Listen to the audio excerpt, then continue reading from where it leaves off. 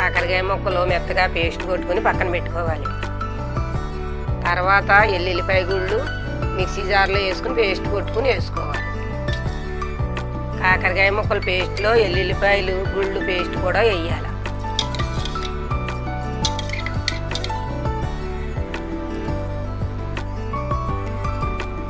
కాకరకాయ పేస్ట్లో కారం కూడా వేసుకోవాలి.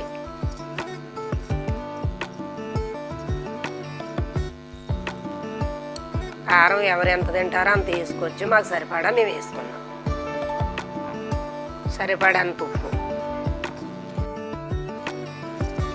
బాగా కలుపుకోవాలి.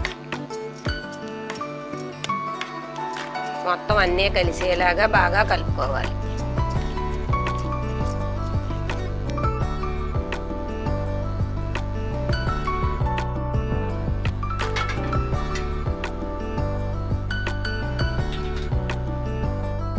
కళాయి వేడెక్కిన తర్వాత సరిపడంత ఆయిల్ పోసుకోవాలి.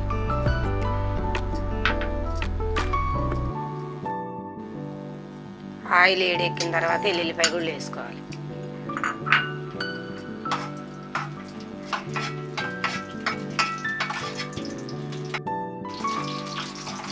తర్వాత ఆవాలు వేసుకోవాలి. తర్వాత ఎండుమిర్చి వేసుకోవాలి. మూడు బాగా వేగిన తర్వాత మిక్సీ కొట్టిన కాకరకాయ పేస్టు ఈ పోపులు వేగిన దాంట్లో వేసుకోవాలి. ఇది బాగా మగ్గిన తర్వాత పిల్లలకైనా పెద్దోళ్ళైనా తింటే ఆరోగ్యానికి చాలా మంచిది. ఇడ్లీలో తినొచ్చు, అన్నంలో వేసుకోవచ్చు, హెల్త్కి మంచిది.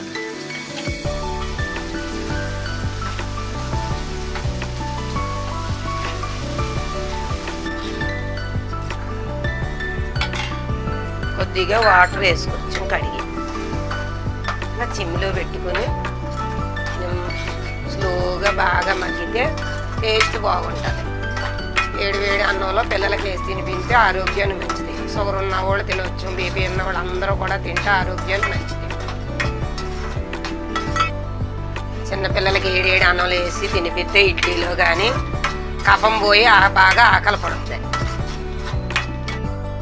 పండిపోయిన కాకరకాయలు కూడా ఇలాగే చేసుకోవచ్చు. పండిపోయిన కాకరకాయలు పారేయక్కర్లేదు, గింజలు తీసేసి మిక్సీలో పేస్ట్ కొట్టుకుని ఇలా నేను ఏ విధంగా చేసానో అవి కూడా అలాగే చేసుకోవచ్చు. పచ్చి అనే కాదు, పండి కూడా చేసుకోవచ్చు.